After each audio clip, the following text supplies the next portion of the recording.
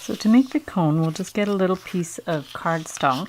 I actually tried it with plastic, like from a plastic pot, but it was too stiff and it left like a little crease that wouldn't work too well to make the spiral, because it would make the wire kind of jagged. So we're just going to start like this.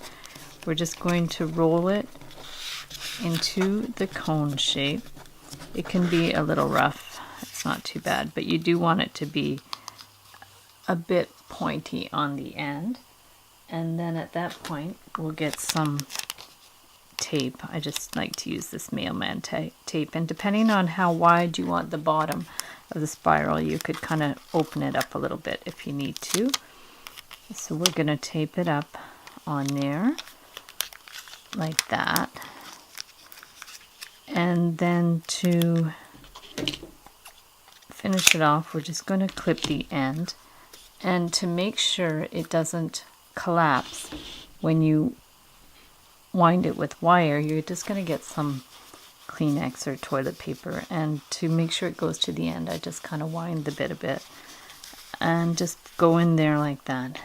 And you can take a pen and just really push it in there, and if you need another piece, you can go ahead and just fill it up with any, tissue paper, paper towel you have, and really force it in there, and it becomes nice and stiff. So I have a piece of the 20 gauge wire. It's about 15 inches long, and we're just going to hold the end with your thumb on the cone and just wind it down like that.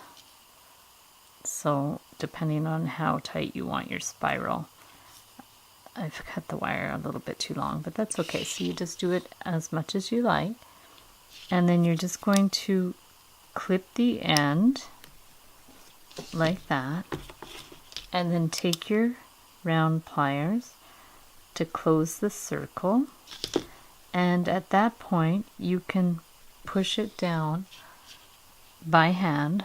This copper wire is very forgiving, it's very soft, so when you use something like aluminum wire, it's a little trickier because it can actually make little creases and bends.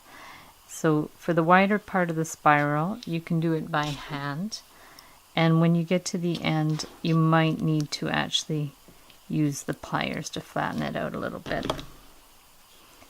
And there you have a funky little spiral, and you could turn it into a earring or whatever you like. And if you were to do that, actually it would be super simple. You would just take the end, make a loop,